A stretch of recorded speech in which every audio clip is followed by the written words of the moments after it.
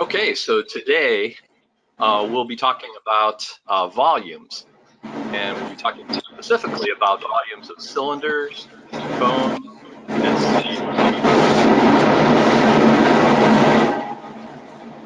Okay. Okay, I'm going to, let's see, I'm going to mute you.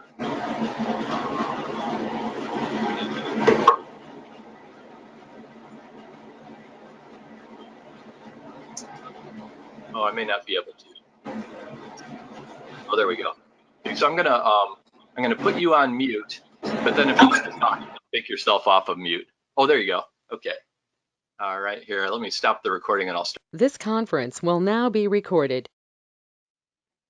Okay, so today we're going to be talking about volumes, and we'll be talking about volumes of cylinders and cones and spheres. So as we take a look at those, we'll want to solve some actual problems. So I've got three things here that we'll actually use the measurements for and we'll actually figure out. So I have a can of tomatoes, and we'll figure out what the volume is inside that can. So how much volume of tomatoes and tomato juice will fill up that can. We'll also look at, I've got a tennis ball here, and we'll look at, tennis balls are filled with nitrogen. So we'll look at how much nitrogen is inside that tennis ball. And then I also have this funnel. And so we'll look at the funnel. We'll see this is used for pouring gasoline. So we'll see how much gasoline will fill up that funnel before it overflows. So we'll look at those as our real world problems that we're going to solve. Put these down here. Okay, so what I'll do first is I'll share my screen, and then as we get to some of the problems that we're going to solve, then I'll switch over to my camera, and we can look at things and solve the problems with the camera. So let's see. Switch over to the screen.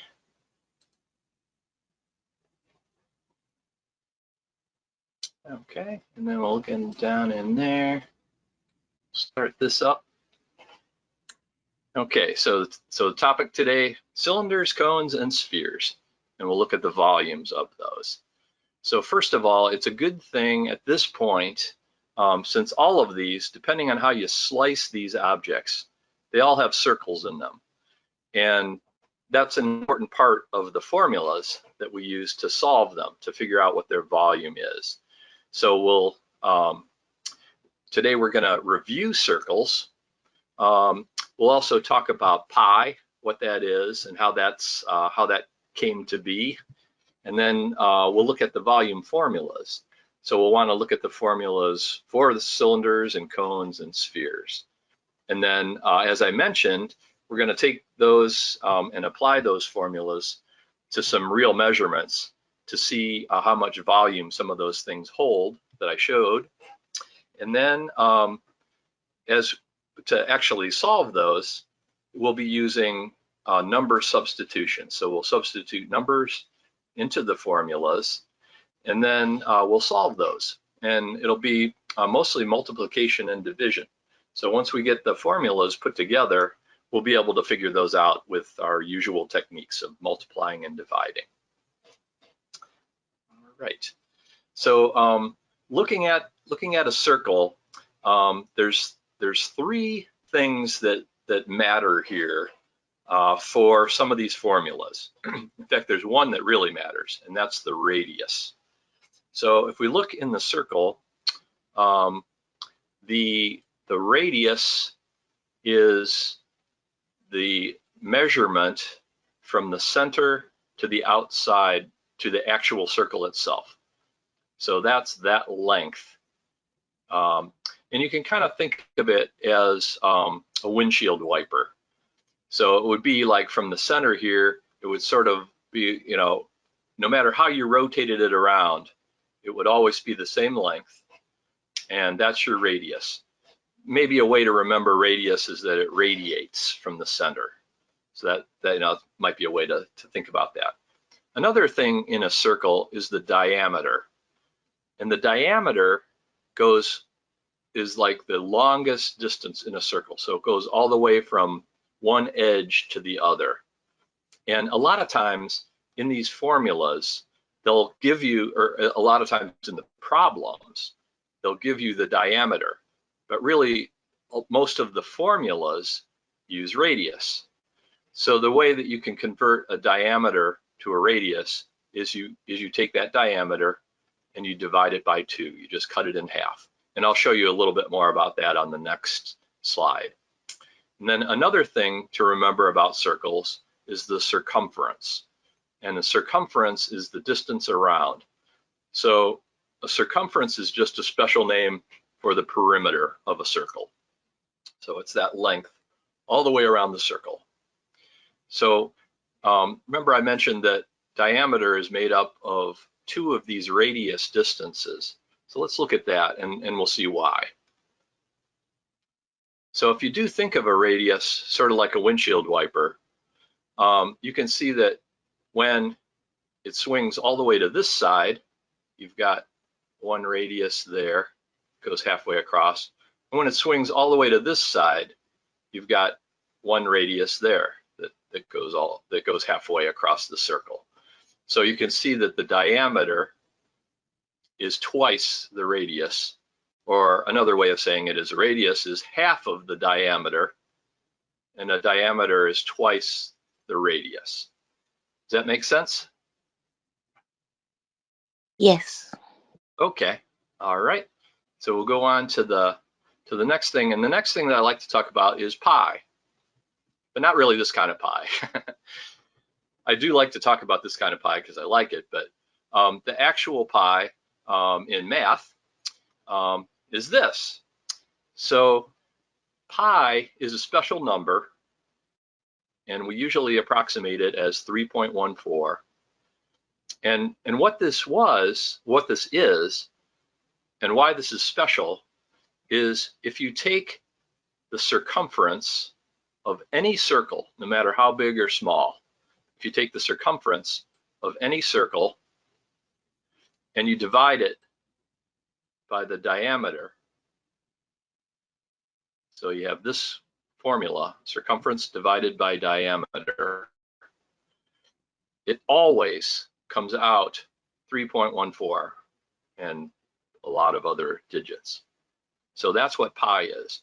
Pi is a ratio of circumference to diameter, and it doesn't matter how big the circle is, this always works, and it's always this. And there's a mathematician named Archimedes, and he figured this out more than 2,200 years ago. And all of the formulas that we use today for volumes of cylinders and spheres and cones, they all have pi in them. Now, pi itself is a huge decimal number. So these are only some of the digits. So you can see there's the 3.14 there, but it's also 3.14159265535, and it goes on and on and on. And in fact, it goes on forever before it repeats. So it never repeats, it just goes on forever. That mathematicians and computer scientists have calculated it to millions of decimal places. So when we do our calculations, we don't want to use a huge number like this. So we use some approximations that are pretty close. So we use 3.14. And that makes sense because if we look up here, we see that pi is 3.1415, blah, blah, blah. And we know that when we round things, since we're rounding to 2 decimal places, we want to look at the 3rd decimal place, see if that's between 0 and 4. And if it is, we keep the 2nd decimal place the same. And if it's 5 or higher, we bump this up. So since it's a 1, we keep it at 3.14. So today, for all of our formulas, we're going to be using this 3.14 value. But another approximation to pi that you sometimes see, especially when you're doing things with fractions, sometimes you'll have problems with circles and fractions. Sometimes they'll use 22/7. So that's the same, or another approximation that works pretty well for pi. Okay, so we'll go with those. So now let's look at the different objects that we're going to find volumes for today. So the first one is a cylinder, and you can see that looks like that tin can that I held up, can of tomatoes. So that's cylinder shape. So we'll look at the formula for that and the different parts of that and how you calculate that. A cone is like an ice cream cone. This one's flipped on its end, but it's kind of like those sugar cones that actually come to a point, not the cake cones that have the flat bottom. So cones, and then we've got spheres, and spheres are like a ball. So that would be like that tennis ball. Okay, so let's look at them one by one, and we'll do some problems, and we'll figure out what the formulas are and what you need to substitute into them. So let's look at those. So formulas. So for a cylinder, this is the usual formula that you'll see. And if we take this formula, we'll sort of expand it out into words, and then we'll look back at this and we'll do some calculations with this. So this is just saying that the volume of the cylinder, V, is equal to pi, that we talked about, times radius squared. So that's radius squared, r squared, and squared, that means times itself twice, and then h for height. So volume equals pi times radius squared times height. And remember, that's a radius, not a diameter. So, so the radius is the radius of the end of the cylinder. So that's, since the end of a cylinder looks like a circle, it has a radius. So there's the radius, and then the height would be the height of that cylinder or the height of the can. And we'll use our pi, and we'll be using the 3.14 when we do our calculation. Okay, so let's look at it with the actual measurements of that can of tomatoes that I held up. So that particular can of tomatoes, 11 centimeters tall, and the ends of it have a radius of 5 centimeters. So I used a ruler with metric measurements for this particular example. So what volume of tomatoes and tomato juice will the can hold? So we're going to look at that. So first of all, for this one, okay, we know what pi is. Pi is going to be 3.14. What is R in this formula? R is the radius. Yep, that's right. So we're gonna substitute in the 5 for that, because that's a radius here. So we'll substitute in 5 squared, and then the height, the h, that would be this 11. Okay, so let's take those. We'll take those numbers and we'll actually work them out. So we said volume is pi times the radius, which was 5, and we square it and we multiply by 11. And that will give us the volume in cubic centimeters of that cylinder. So I took this 5 squared because 5 squared is 5 times 5, and 5 times 5 is 25. So I just substituted a 25 in for the 5 squared to make this easier to solve. So it's 3.14 times 25 times 11. Okay, so let's let me move my camera here. We'll work this out.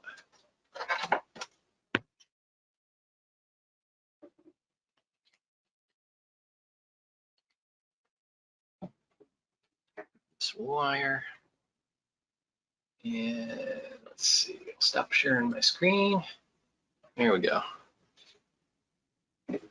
Okay, so we'll work this one out. And we have, let's see.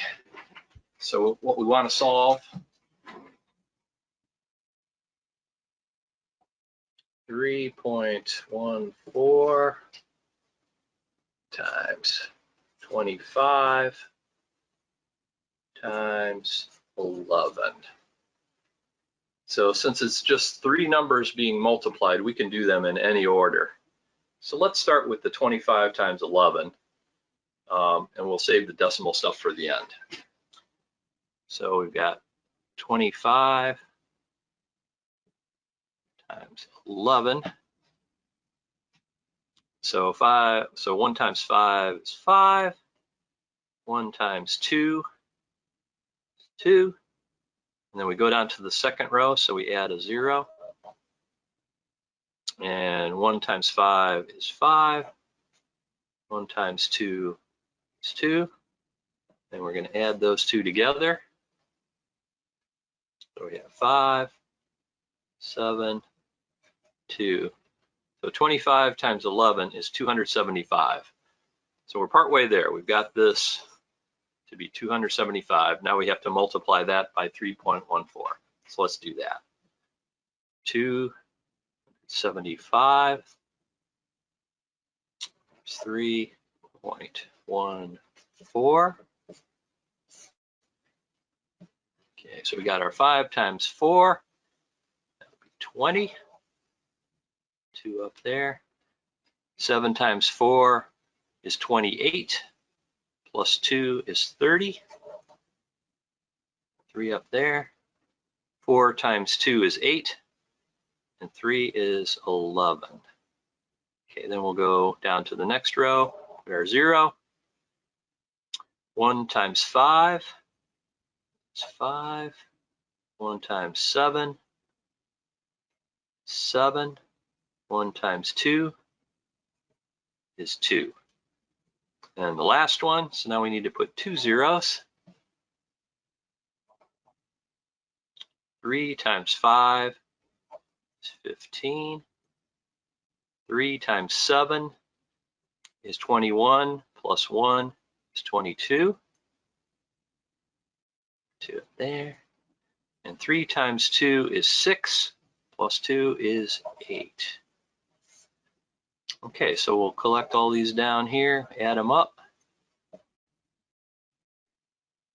Let's see, 1 and 7 is 8, plus 5 is 13. We've got 2, 4, 5, 6, and 8. Okay, and then we have 2 decimal places up top. So we're going to move the decimal point in 2. 1, 2. And there's our answer. So we know that that can of tomatoes can hold 863.5 cubic centimeters of tomatoes and juice. Okay, so let's come back to our screen here.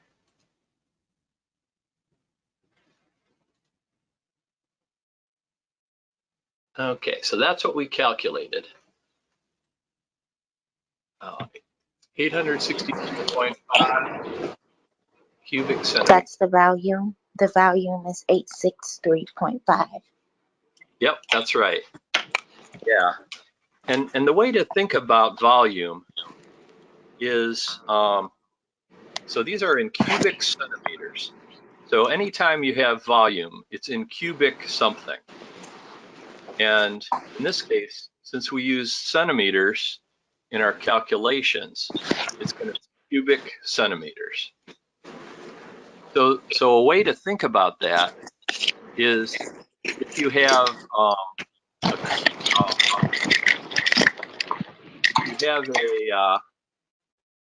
cube, and the cube is 1 centimeter on each side. So it's a little tiny, a little tiny cube that's 1 centimeter on each side. If you froze those into ice cubes, so let's say you had 1 centimeter cubes that were frozen as ice cubes, and you took 863 and a half of them and melted them down, that would exactly fill up this can. Okay, does that make sense? Yes. Okay. All right. Yes, that makes sense. Okay. All right. So we'll move on to our cones. So cones, you'll see the formula for cones is here. And formula for cones is here. And you'll see that it looks quite a bit like the formula for a cylinder, except there's this 1/3 before it. So we're going to solve it pretty much the same way, but when we get to the end, we're going to divide everything by 3. Okay, so it's pretty close to it, but it's 1/3 times pi times r squared times h. And you can see here that if you look at the base of a cone, it's also a circle. And since it's a circle, it's got a radius. So we'll use a radius in this equation as well. And then the height of the cone is from the base all the way to the point. So that's the height right there. Okay, so when we look at the formula for a cone, it's 1/3 times pi times the radius squared times the height. And then we'll be using 3.14 again in these calculations. Okay, so let's take that and we'll look at the volume of that funnel that I held up.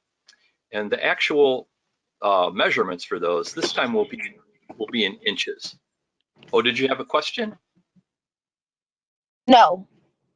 Oh, okay.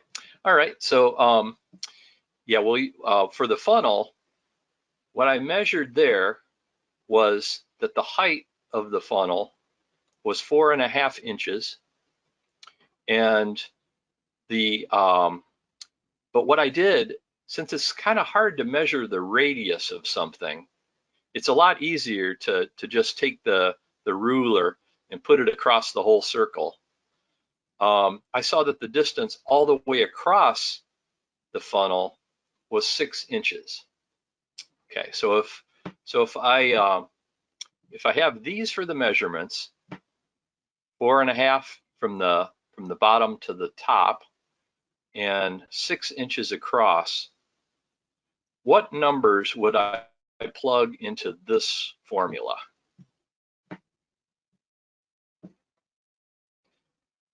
So I would have the 1/3, and then I have pi, and we know that we're going to put 3.14 in for pi. What would I put in for r when I do the r squared? You would put in the radius. Yep. The diameter is 6, and the radius is half the diameter. So it would be 3. Yes. Yep. 3. Yeah. That's right. Very good. Yep. Yep. You didn't. You didn't fall into the trap. So you got the radius is 3. And a lot of times you'll find in the problems that you get, like in the homework assignments and maybe even on the test, they might test you on that. They might give you the diameter instead of the radius, and then you'll have to figure out that it's half, and you did that, so very good. And then the height on that is 4.5. So when we do this problem, these are the numbers that we'll plug in, and these are what you said.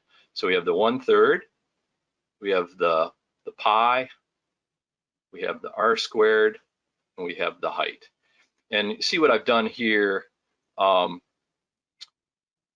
took the 1/3 and then it's times these things. So I put these over 1, so it's easier to kind of see what's going on.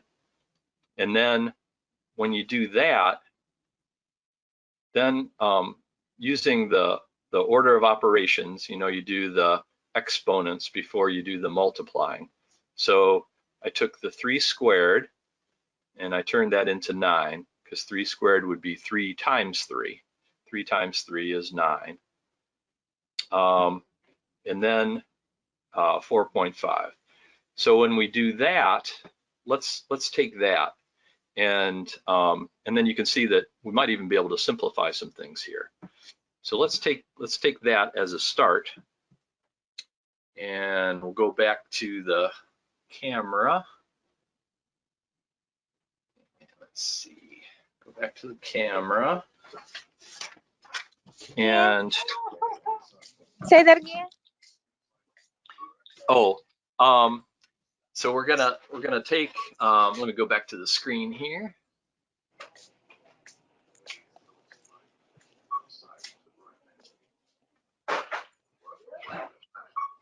All right, so we're gonna look at this formula here,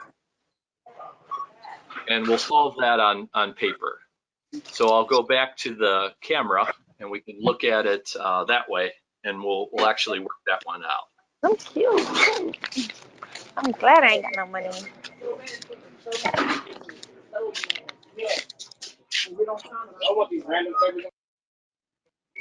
I'm sorry. Are you still there? Yep, I'm still here. Okay. All right, so we'll work this problem out. I can't see anything. The screen. Does it look white? Now, can you see my hand? No, it just says volume of spheres, cones, and cylinders.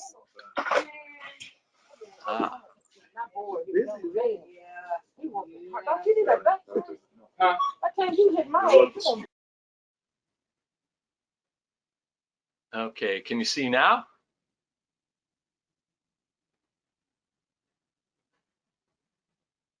I'm sorry. What did you say? Can you see the screen now? Yes, I can see the screen. It says cone volume problem. Okay, all right. And then I'm going to switch over to the camera so we can work out this problem. Okay. All right, so let's see. Okay, so now let's look at that problem, which was, let's see, I'll slide it so you can see it. 1/3 times. Let's see. Are you on your phone or on a computer? I'm on my phone. Okay. But I can't see your screen. I can't wait. Okay. I'm sorry, I can't wait. Thank you. Okay. I just needed something behind the counter. A swisher. Okay, so what we'll do. What'd she say?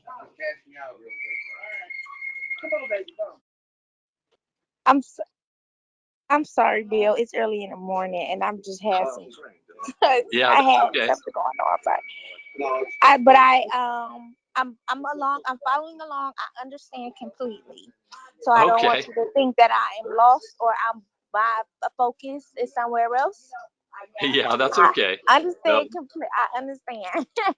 Okay. No problem at all. But I still can't see the screen. Okay. Well, maybe instead of working the problem out on the paper, we'll just do it on the other screen. All right. So I'll put this other screen back. Let's see.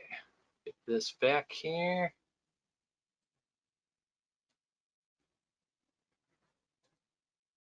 share that. There we go. Okay.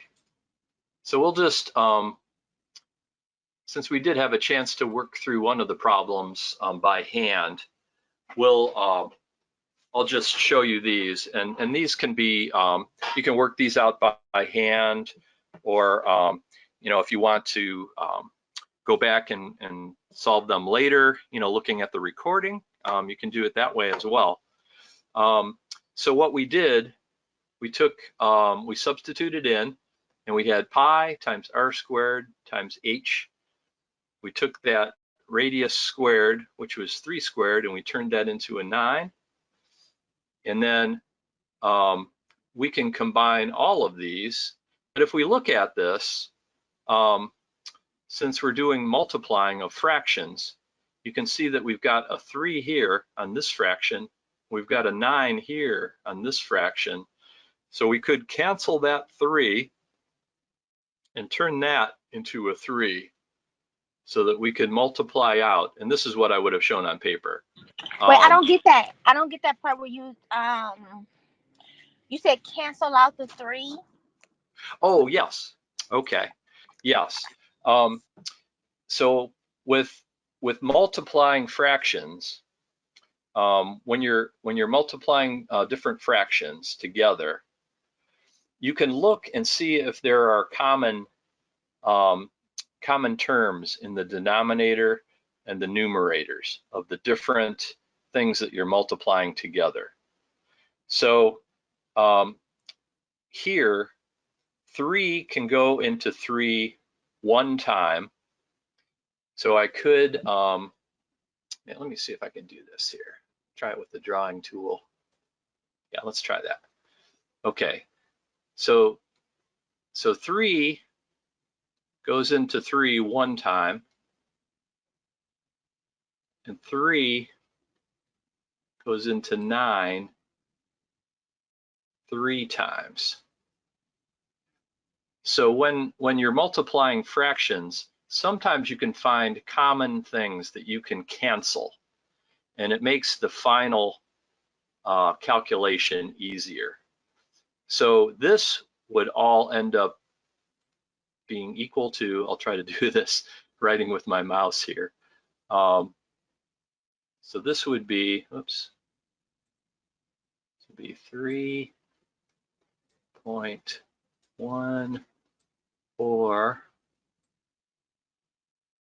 times 3 times 4.5,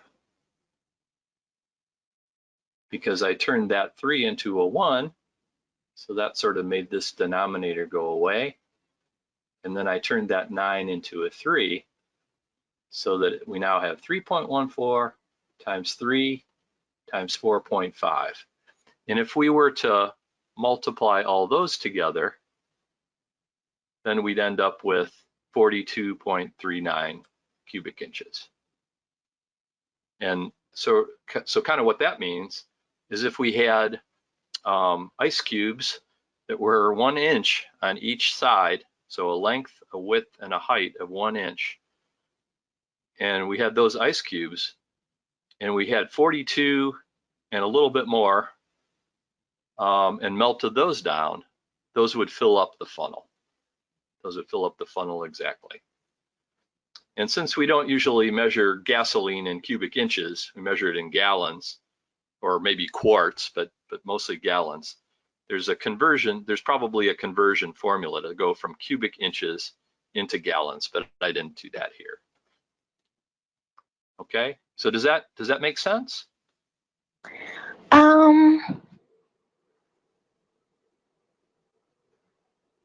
Is that what we did? Is that what you did? You multiplied the 1/3, the numerator and the denominator times 3, because you had to get both of them the same. Since I was well, there's a couple of ways I could do this. Since we're multiplying fractions, and multiplying fractions are pretty easy because you just multiply everything across on the numerator, and you multiply everything across on the denominator. So I could have done 3.14 times 9 times 4.5 and then divided by 3. That's one way. I simplified it a little bit by doing advanced, but I didn't really have to do that. I could have done it the long way. I could have done it 3.14 times 9 times 4.5, and that would have given me a numerator value. And I could have done 3 times 1, which is 3. That would have given me the denominator of 3. And then I could have taken the numerator value and divided by the denominator value. So that works too. I just did a little simplification to it, but you don't have to do that. Okay. Okay? Okay. I kind of get it. Let's see if I can get off my, there we go. There we go. Okay, so now let's go on to the sphere. And a sphere is that ball shape. So we're looking at this formula. So this formula is a little bit different. It's 4 over 3 times pi times the radius cubed. So it's 4 over 3 times pi times the radius cubed. So cubed means to the third power. So when we do this formula, we're going to have 4/3 times pi times the radius times radius times radius. Okay, so it's the radius times itself 3 times. Okay. All right. So we'll go, and then the problem that I mentioned was figuring out how much nitrogen gas is inside that tennis ball, because they fill them with nitrogen. So if it has, and this is an actual measurement, if it has an inner diameter of 2.5, so if we measure that hollow area on the inside of a tennis ball, it's 2.5 inches. So we can use that measurement to figure out how much we need to fill each ball. So to do that, let's think about that. So we've got our 4/3 that we're going to use, 4 over 3. We've got our pi, which we're going to substitute in 3.14, and then our radius cubed. So we're going to radius to the third power. So what if the diameter of that ball is 2.5? What would the radius be? The radius is 15.62. So in this case, if the diameter is 2.5, then the radius is half of that. So half of 2.5 is 1.25. Okay. So for the, right. I think you were jumping ahead on the calculation. Yeah, I think I cubed it instead of dividing it. Okay, yeah, yep. Sorry. So you're ahead of me. You're ahead of me. All right. So in the formula, we're going to use the 1.25 for the radius. So our problem is going to look like this: 4/3, and I think you were already ahead of me on this. So it was 4/3, and then it's times pi times the radius to the third power, and the radius is 1.25, which is half of the diameter. Okay. So when we do that, so what I've done here is kind of what you were telling me before. Multiply everything across for the numerator. So that's what all these three values are: the 4, the 3.14, and the 1.25 cubed. multiply everything across in the denominator, so I get 3. So what I'm going to do then is multiply all of these out. And a good way to do that would probably be to do this exponent first. So to find 1.25 to the third power is 1.95. Okay. 1 point.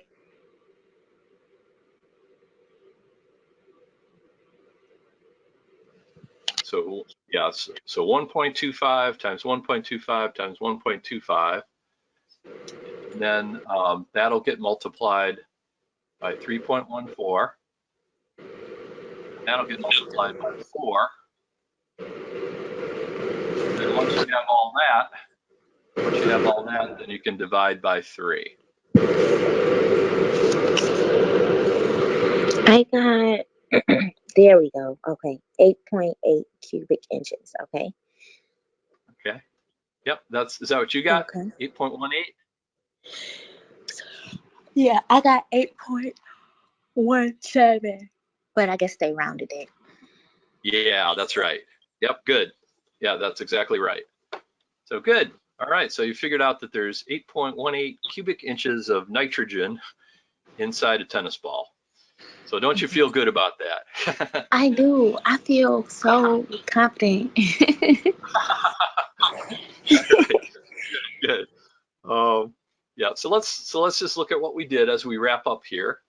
Okay. We looked at circles and that they have a diameter and a radius and a circumference. And we know that the radius is usually the one that they use in the formulas. So sometimes you have to be careful and see if it's a diameter that they're giving you. And if they do that, then we'll divide that by 2 to get the radius. And then we looked at pi. Since all of these shapes have circles as part of them, depending on how you slice them, pi comes into the equation. And then we looked at all the volume formulas. We actually used those to solve some real examples with actual measurements. And then we saw then how we substitute things into formulas, and we solved those with multiplication and division.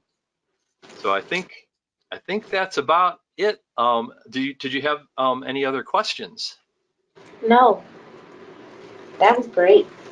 Okay. My All right. favorite one had to be the cylinder and the cone. I mean, not the cylinder, but the sphere and the cone, because I really never worked. I really never used those formulas a lot, so that was different. Okay. Yeah. Well, good. Good. Yeah. So hopefully now you're a little bit more familiar with those and how to use those. And yeah, and really, it all kind of comes down to the fractions, and then it comes down to the multiplication and division. So you just keep simplifying them, and eventually come down to that answer. Yeah, awesome. That was great. Thank you so much. Okay. All right. And yep, glad you were able to join today.